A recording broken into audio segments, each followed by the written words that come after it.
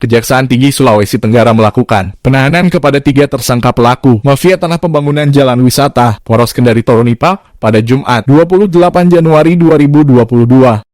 Asisten Intelijen Kejati Sultra, Nur Adi mengatakan, ketiga tersangka itu diantaranya S. mantan Lurah Kelurahan Toronipa yang kini menjabat sebagai Sekretaris Camat di Kecamatan Soropia, MI seorang ASN di pemerintahan Kota Kendari, dan AZ seorang honorer di Universitas Haluolo yang juga merupakan anak dari pemilik tanah almarhum Yapo. Nur Adi menyampaikan, untuk peran pertama AZ yang memasukkan seolah-olah tanah ini dipinjam oleh Uhodan ketika selesai masa peminjaman itu. Kemudian dia jual ke MI, sementara untuk MI membuat surat itu seolah-olah dibuat pernyataan bahwa saksi-saksi dan kontraktor itu membuat tanah itu dipinjam padahal tanah itu sudah dibeli oleh Universitas Haluolo dan di sana sudah dibangun bangunan untuk kepentingan fakultas. Sedangkan SU sendiri adalah mantan lurah yang membuat semua jual beli di awal dulu, tapi dia juga membuat seolah-olah bahwa memang ini dulu pinjam-meminjam.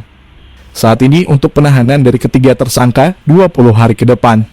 Terkait dengan tersangka lainnya masih fokus untuk 3 orang ini.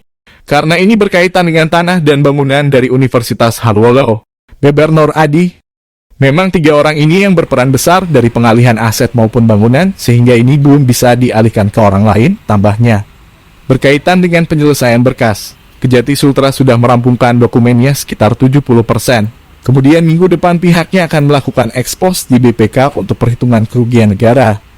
Sementara itu, Jaksa Perdata dan Tata Usaha Negara Kejati Sultra, Marawa Pandingan mengatakan, kemungkinan besar akan ada saksi tambahan untuk memperdalam lagi. Kemudian dari hasil pendalaman saksi akan dilakukan pemeriksaan kepada para tersangka lagi. Dan ini masih awal karena kita akan mengkolaborasikan hasil pemeriksaan saksi yang berjumlah 30 orang, tukasnya.